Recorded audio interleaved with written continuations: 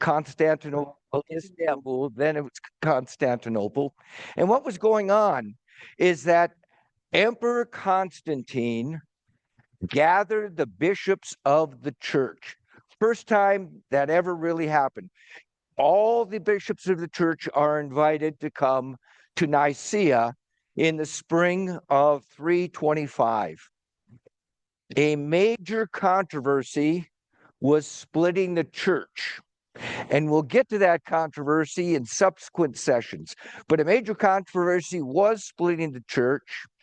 And what Emperor Constantine wanted, he wanted the bishops to end the controversy, to come to some sort of official agreement, and thus preserve a united church throughout the empire. And again, in subsequent sessions, we'll see how this all came about. The end result of this conference of bishops, council, was a creed. It was a statement of core Christian beliefs regarding the Trinity.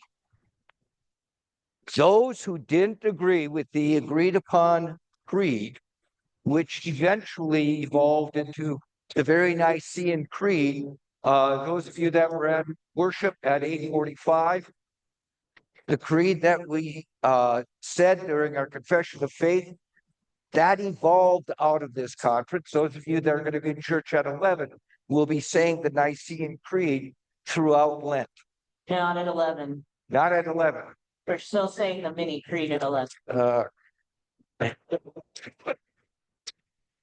So, to this day, it is the Nicene Creed which unites the Orthodox Church, the Eastern Church, the Roman Catholic Church, and several Protestant denominations.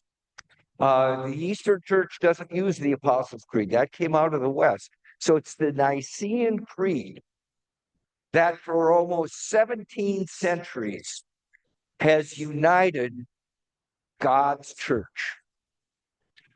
But to understand fully, to appreciate the importance of the Nicene Creed, we don't start with the year 325 when it was produced. Instead, we want to consider the first 300 years of church history that's leading up to Nicaea. So Nicene Creed didn't fall down from heaven. It grew up out of 300 years of church history. So we want to look at the unity and disunity of the church up to the Nicene Creed.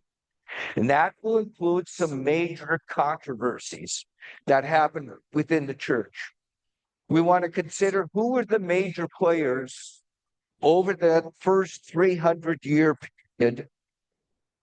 We also want to remember and include the trials and tribulations of being a Christian in the Roman Empire. Because it's really different in the first 300 years till you get to 325.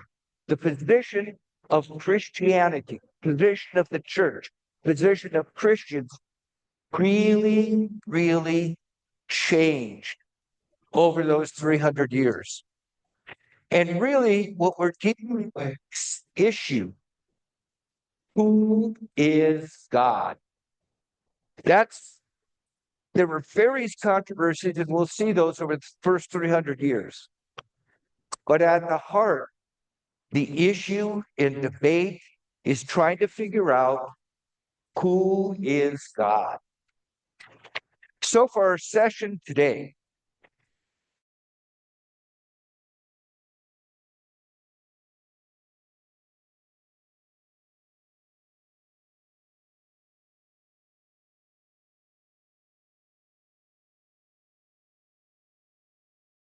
Jesus' death, resurrection, and ascension. And I have up there 30 or 33. We don't know the exact year of Jesus' death, resurrection, and ascension. And the reason we don't know the exact year is because in the Gospels there's a different dating. death.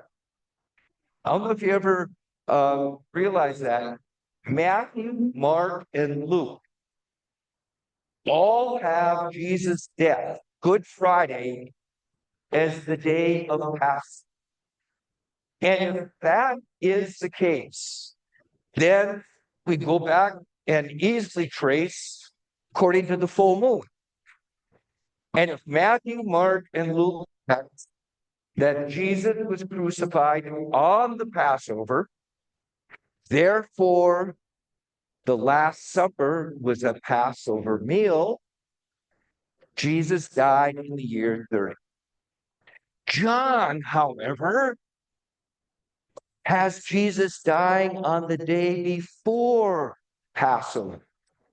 So in John's gospel, the Last Supper is not a Passover meal. Instead, Jesus is crucified the day before Passover. He is condemned at the very time they're slaughtering the lambs in the temple to be eaten Friday night on Passover. So if John is correct,